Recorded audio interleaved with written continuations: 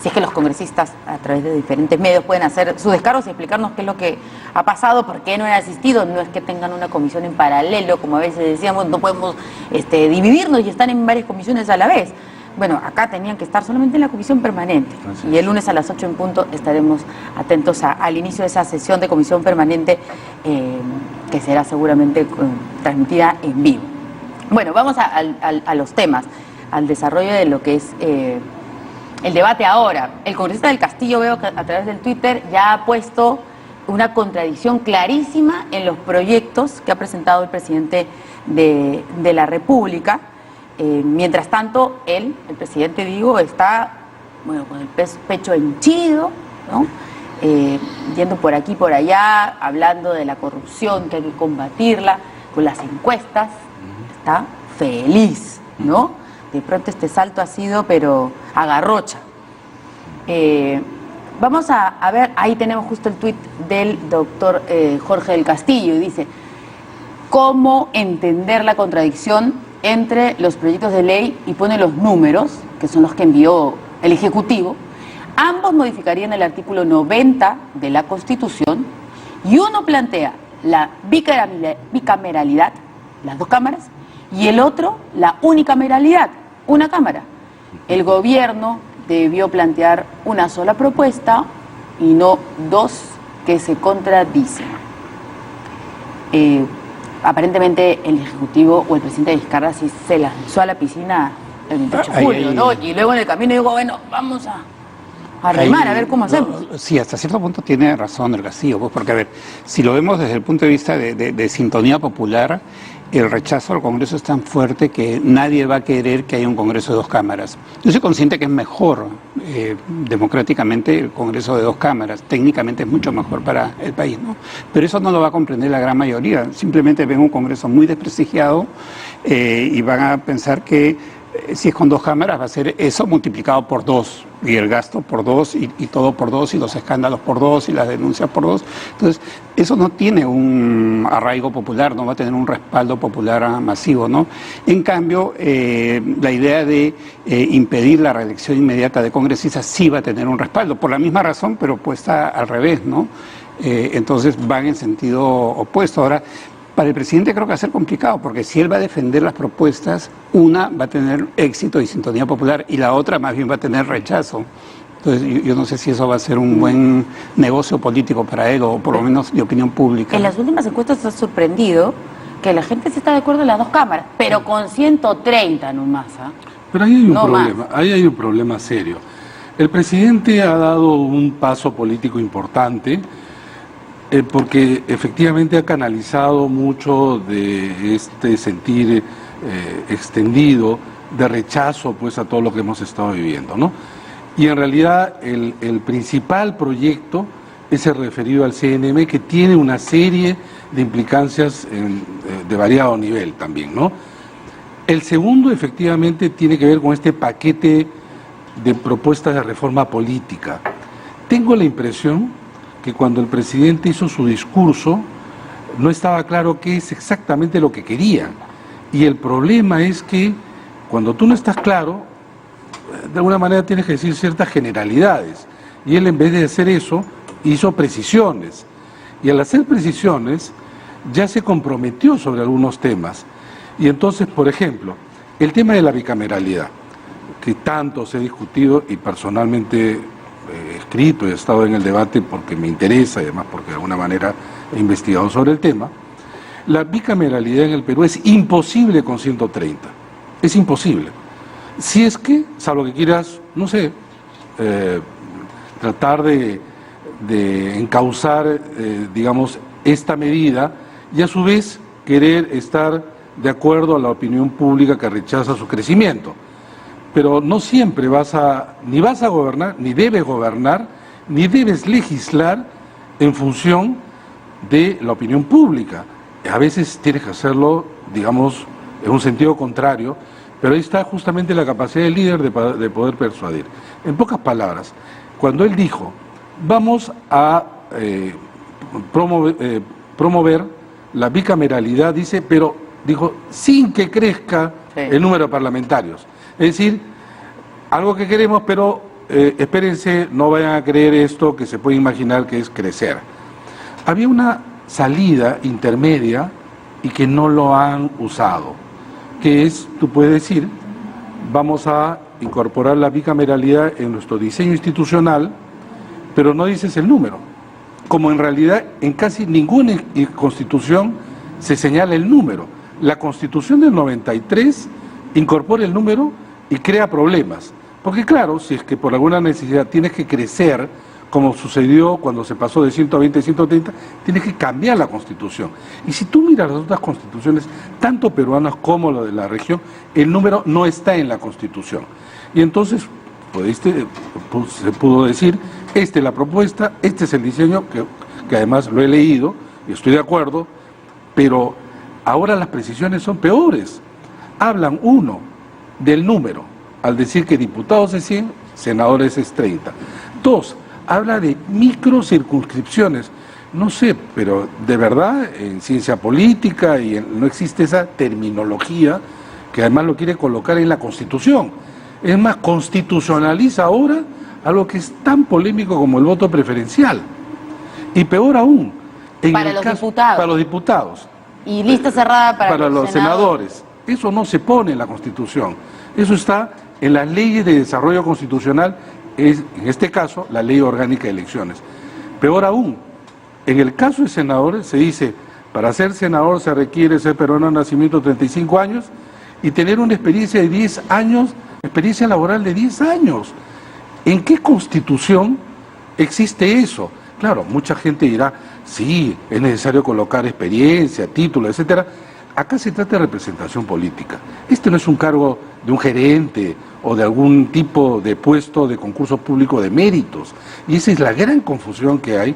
Y acá lo único que hace es, al contrario, incorporar más confusión.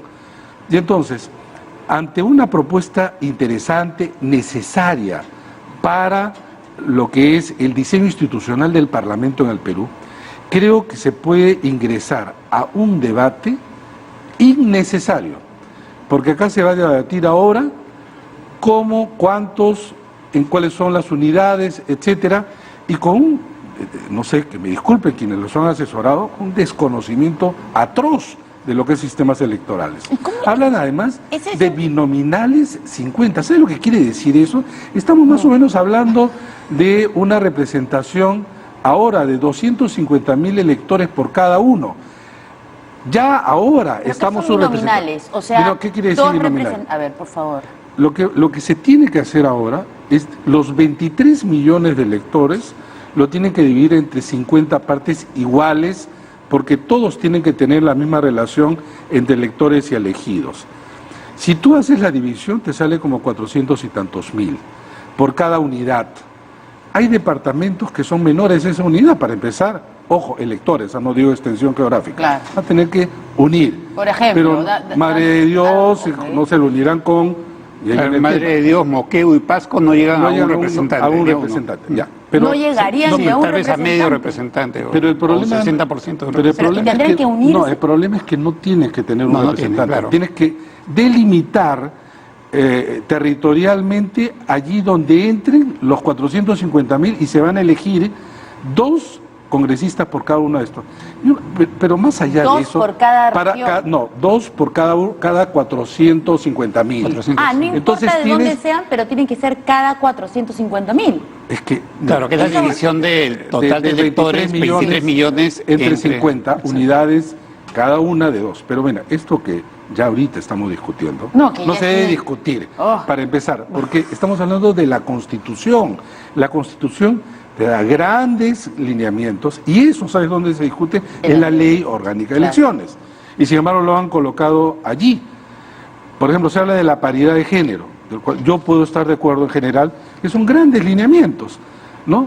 Pero colocar cada uno de estos detalles en la ley es un gran problema. Y lo que Jorge del Castillo está señalando es la contradicción que hay además, entre que por un lado tú vas a tener 2 cámaras, una de diputados y una de senadores, pero luego le está diciendo no va a haber reelección parlamentaria. Y ocurre que en todas las cámaras, en general en el mundo, los senadores tienen mayor edad por una sencilla razón, porque es una Cámara compuesta por gente que tiene más experiencia y porque ha pasado por justamente la Cámara de Diputados. No, o puede haber pasado. Okay. En este caso, todos van a ser nuevos cada 5 años. La gente dirá aplausos para esto, pero se equivocan. En cualquier país del mundo, incluido el nuestro, se tiene que desarrollar carreras políticas y eso tiene que ver con el tiempo. Que a algunos no les guste, a algunos parlamentarios seguramente, no sé, el del partido A dirá no me gusta lo del B y C que esté en el Parlamento y así sucesivamente, claro, pero en general se requiere en todas partes. Y además, la tasa de reelección en el Perú es de la más baja de toda la región. Que sí, me digan ahora, claro, dirán, el Perú es el peor de los países. No, pues, no es cierto, es un desconocimiento de lo que es la región.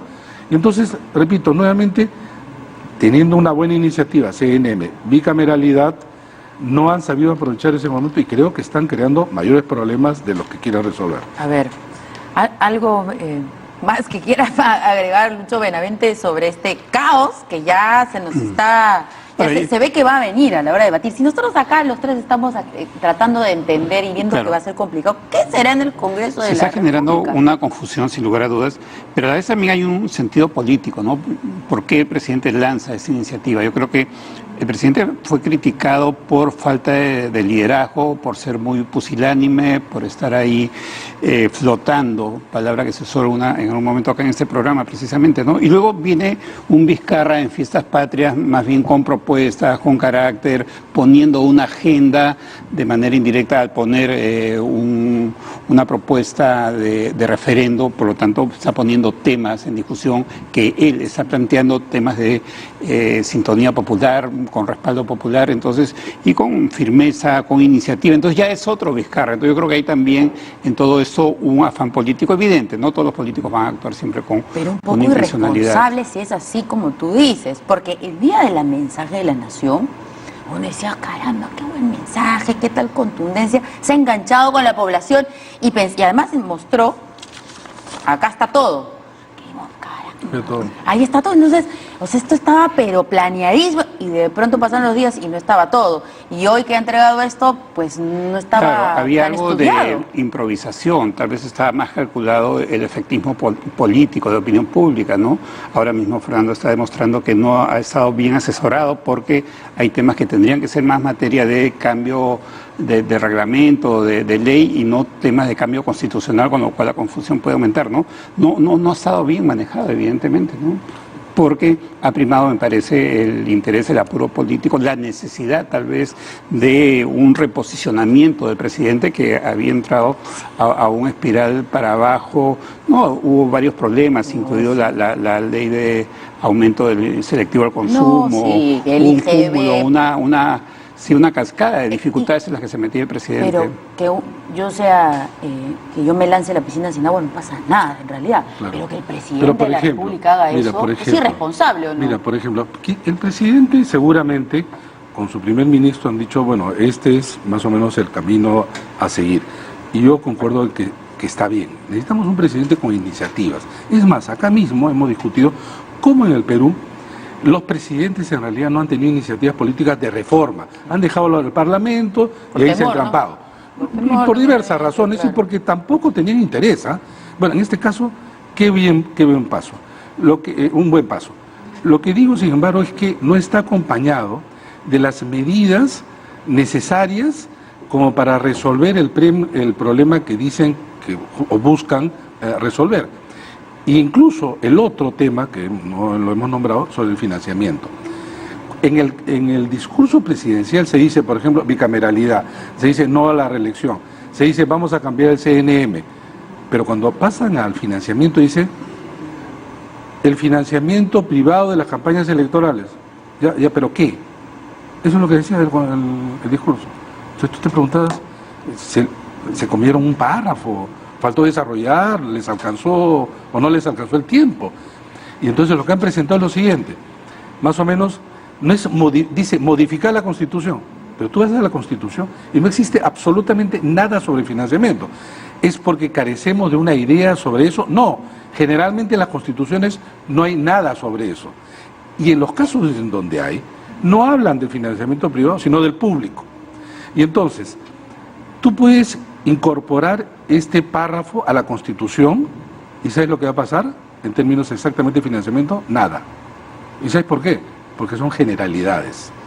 Entonces, lo que tenía que cambiar, y de hecho hay propuestas, es la ley de organizaciones políticas en la parte concerniente a financiamiento. Ahí colocabas un paquete de medidas que son de iniciativa legislativa, no constitucional. Entonces, si tú dices, yo voy a modificar la Constitución y quieren ir por ese camino, bueno, está bien, sí, es el paraguas general, pero acá está el proyecto de ley con el paquete de medidas legislativas o de artículos que modifican la ley de organizaciones políticas y la completas. Han presentado solamente ese párrafo y te digo, no va a pasar nada. Es más, pudiste no colocar nada en la Constitución y tu paquete bien hecho iba a tener efectos, digamos, para empezar, lograr revertir el tema de que en el Perú el porcentaje altísimo y que ha traído problemas es del financiamiento privado.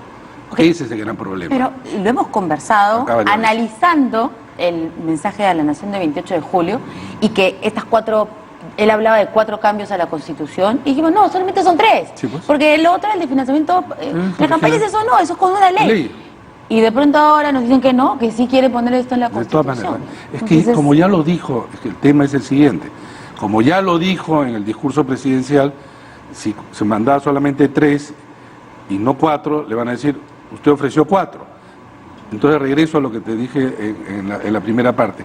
En el discurso dijo algunas cosas que no debió decir, y como ya las dijo, se comprometió. Entonces tiene que, digamos, cumplir, ¿no? Y lo está cumpliendo de esa manera, que creo que iniciativas, yo entiendo, de verdad, también positivas, necesarias, convenientes. Un presidente que tiene iniciativa política, pero creo que no ha estado acompañado de las mejores, que es la que ha presentado. Ahora, claro, con esto no se acaba el mundo, porque el gobierno ahora sí puede entrar en el debate, cosa que en principio no debió ser.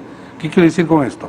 Si yo quiero realmente cambiar la Constitución y le digo a la gente, mire, vamos por este camino, mi paquete debe ser de tal manera único, cerrado, coherente y bueno, que no sea de ninguna manera modificado en el Congreso. No, pero ahora va a ser de contra, súper, porque va a tener que ser. Porque, o sea, va a tener. Mira, personalmente creía que si presentaba uno, yo decía, no lo toquen, pero no, ahora sí lo tienen que tocar. Recontra. Ahora sí necesariamente lo tienen que tocar. Y ese ya es un problema. Así es. Pero eso va a tener un problema. Alargar la discusión, alargar la discusión. Y olvídate del 7 de octubre. Si ya un paquete bueno, sin tocarlo, no llegabas a 7 de octubre, con esto, olvídate. Incluso peligra colocarlo en la primera semana de diciembre de este año. No, pero el presidente ha dicho este año, delante del presidente del Congreso. Este año se tiene que hacer el referéndum. Bueno, pero hay plazos que establece el sistema electoral, ¿no? Entiendo que son 2 meses entre la convocatoria, por lo menos. Por otro lado, hay que hacer una labor educativa, ¿no? No son temas fácilmente comprensibles por los ciudadanos. Digamos, no es un referéndum donde se pregunte porque usted está de acuerdo o en desacuerdo con esa Constitución, que la conoce en términos generales. Usted está de acuerdo o en desacuerdo con el matrimonio homosexuales. No, son temas un poco más específicos que requieren cierto conocimiento. Este es un país con una población, una ciudadanía con muy poca educación, con muy pobre o escasa o nula cultura política, ¿no? Por otro lado, a ver, por ejemplo, la población analfabeta, ¿cómo va a votar? Para elegir un candidato, pues marcan un símbolo, marcan una lámpara, una olla, un toro, lo que sea. Ahora, para marcar esas cosas que son más bien conceptos, tendrán que comprender qué cosa es el sí, el no, y no solamente la población analfabeta que no sabe leer, ¿no? Sino otros que saben leer pero que no comprenden lo que están leyendo, que también son muchos, ¿no? Entonces, los referéndums son... etcétera, ¿no? Es complicado, realmente, hay muchas complicaciones para el referéndum. ¿Por qué el presidente ha dado este ultimátum de este año de todas maneras? ¿También te digo, lanzando la piscina? No. Yo sí creo que hay que acelerar los plazos porque efectivamente él veía, y creo que con razón, que las cosas se entrampaban en el Congreso. Y él como presidente, repito, tiene todo el derecho y hay una voluntad política además de reposicionarse. Pero esto contraviene, repito, la forma como se ha desarrollado los proyectos. Y es cierto, se trata de 4 temas que merecen una atención especial. Además, ni siquiera tuvo tareas por paquete. Más o menos les explico cómo sería. Si es que se aprueba, por ejemplo, el tema de la bicameralidad, una vez que se aprueba, encima de 66 votos, y luego los otros, esto se tiene que convertir en una pregunta. Se tiene que convertir en una pregunta dicotómica, el sí y el no. Esa es toda una tarea que no es fácil, ¿eh? No, que no es fácil. Porque por los detalles que va a tener porque este además, proyecto. porque mira, yo he estado en referéndum una vez en Colombia, que eran 10 preguntas en Ecuador, y tenías un párrafo donde querías explicar el tema, y ahí eran, claro, 10. Acá vamos a suponer que no se le sume nada más, que sean 4. Entonces, una pregunta sobre el CNM. Digamos que sea así, ¿está de acuerdo usted o no en que el origen de los miembros del Consejo Nacional de Magistratura debe ser por ABCD? ¿Sí o no? En algunos casos se tiene que, en algunos países se explica, en otros no. ¿Está de acuerdo con la bicameralidad? ¿Sí o no? Claro, ahí viene la campaña. Y todo eso forma parte de la transparencia del proceso, ¿no? Hay otro tema, ¿cómo educar a una población de 23 millones de habitantes cuando una ley impide hacer publicidad y contratar publicidad con los medios? Ahí hay otro problema vinculado a un tema muy reciente, ¿no? Bueno, Salaverry también ha dicho que ya es hora de revisar propuestas alternativas a esta, ¿no? Pero va a ser bien difícil hacer una labor educativa de divulgación para poder informar sobre los contenidos de los temas sobre los cuales se tendría que pronunciar los ciudadanos en el referendo. No, pero la ley de medios, la ley de Mulder, sí reconoce una excepción que es en proceso electoral. Sí dice que se puede hacer. El tema quizás es, ya que tiene, y ni siquiera está impedido de la compra de espacios, habría que ver todo eso, pero en relación a lo que el Estado puede hacer, y el Estado acá, en términos de organismos electorales, sí lo puede hacer, está exceptuado en la norma, para desastres naturales y para procesos electorales, lo cual no quita de que eso es suficiente. De acá, las elecciones son en octubre y vamos a discutir temas vecinales, regionales, y luego que en mes y medio discutir temas tan complicados, además que no sabemos si en ese momento ya se aprobaron en el Parlamento. Así es. Y además, si no lo discuten en paquete, el jurado estaría esperando. Por ejemplo, se aprueba la bicameralidad, ya el jurado va a esperar que se sumen los otros para convocar en un solo acto, porque podría convocar en actos distintos. No, está llevando a las urnas a 23 millones de peruanos, uno por mes. Entonces va a juntar, va a sumar para que sean en un solo día. Y lo propio, claro, era, hasta antes de esto, que sea la primera semana de diciembre, que coincida en la segunda vuelta regional, para bajar costos y porque además la OMP ya ha distribuido sus equipos a nivel nacional y solamente se hace con motivo, obviamente, de elecciones. Sí. Ahora, aquí en el Twitter, el doctor Orlando Sousa, que esperamos pronto en el programa, además, para que también pueda acompañarnos de acá a presentar sus opiniones, asegura que usted en algún momento aplaudió la convocatoria a un referéndum, que es la voz del pueblo y qué sé yo, y que ahora más bien ha cambiado de opinión sobre lo que puede suceder, pero yo creo que usted nunca ha estado muy de acuerdo, por ejemplo, en lanzar a referéndum estos temas tan importantes, ¿no? Suele comentar de manera a veces un poco ligera, pero quiero aclararle de todas maneras. Cuando vino el tema que el presidente post-28, hablamos en términos de interpretación política, que él tenía iniciativa. 2, y yo lo que traté de explicar era de qué manera y cuáles eran los pasos procedimentales, y que si es que era necesario pasar por el referéndum, pues a buena hora. Yo no estoy diciendo que no se pase el referéndum. Yo lo que estoy diciendo es que las propuestas del Ejecutivo, en el caso de la bicameralidad y los otros 2 casos, son discutibles. Yo pensé que iba a tener mejores propuestas y pueden crearse mayores problemas. Eso es, digamos, lo que he pensado y lo que he escrito, ¿no? O sea, realmente el presidente Vizcarra y el señor Villanueva, los dos solitos decidieron esto. Parece. Porque, ¿no? Parece. O sea, si era verdad.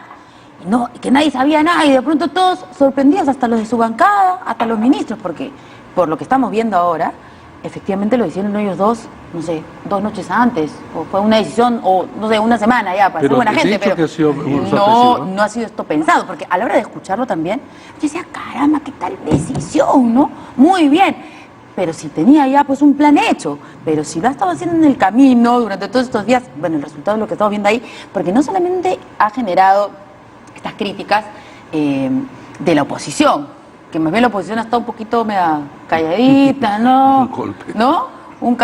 Sino también quienes estaban alentando a Vizcarra desde el primer día en que está muy bien hacer esto de la bicameralidad y que ya era hora de pechar al Congreso. Ahora más bien le han sacado la mugre a todos estos proyectos. O sea, hay improvisación y para mí eso es irresponsable viniendo del presidente de la República. Ahora que en parte es aceptable, es válido que el presidente tenga un margen de juego y que en este caso haga propuestas, ponga una agenda, proponga este formato de referendo, se meta al tema político, es válido, ¿no? Es más, nadie ha dicho que acá hay superposición de funciones, que hay intromisión de poderes, a nadie se le ocurrió venir con esas cosas, ¿no? Porque es válido, ¿no? Creo que es parte del juego de un gobernante tener posibilidades alternativas políticas, ¿no? Ahora, en la actuación del presidente en esos temas, a mí me parece que, dado que hay aparentemente hay cierta improvisación, me parece que sí está a la mano de asesores políticos, comunicacionales, para buscar un reposicionamiento de su gobierno, de él mismo, que se estaba yendo al hoyo. Él venía con una caída libre de popularidad y eso más bien lo ha levantado, ¿no? Sí, yo creo que ahí hay esa mirada... No consultó a los abogados, a los especialistas. Lógico, expertos en derecho electoral, ¿no? Que saben. No lo llamaron a Fernando no, yo he dado mi opinión, sí he dado mi opinión al respecto, pero ese no es el tema, sino que en realidad, mira, no solamente no está mal, sino está muy bien que el presidente de la República tome iniciativas. 2, y ahí vino la confusión, ya sabemos, él no puede convocar a referéndum. El único que convoca a referéndum es el Jurado Nacional de Elecciones. Claro, esto se tomó como una intromisión, pero bueno, ya un poco aclaradas las cosas, claro, el Parlamento podría decir, mira, lo aprobamos no con 66, lo aprobamos con 90, y espera la próxima legislatura y evitas el referéndum. Marzo, y evitas el referéndum. El presidente de la República, de alguna manera, habría ganado porque esto es iniciativa de él. Y este es un juego político. No necesariamente los opositores van a querer otorgarle el premio mayor al presidente. Lo que va a hacer el Congreso, ya está en su cancha, es obviamente estudiar las propuestas. Y allí sí es donde yo temo que las cosas ya se pueden desbarrancar. Porque como son iniciativas tan generales, bicameralidad, puede salir cualquier cosa, ¿no? La única quizá clarita es la que les importa a ellos, que es reelección sí o no. Eso es lo más claro, ¿no? Y entonces yo sí creo que se van a oponer. Y contra la opinión popular, y yo personalmente creo que sí debe haber reelección. Creo que es un error. En la exposición de motivos, ellos señalan una de las razones siguientes. Dice, la Constitución no puede señalar desigualdades allí donde el presidente no puede ser elegido y los alcaldes y gobernadores tampoco. Error. En primer lugar, porque el presidente de la República en el Perú, en toda la historia, salvo en la época de Leguía en los 20 y Fujimori en los 90, nunca se reeligió.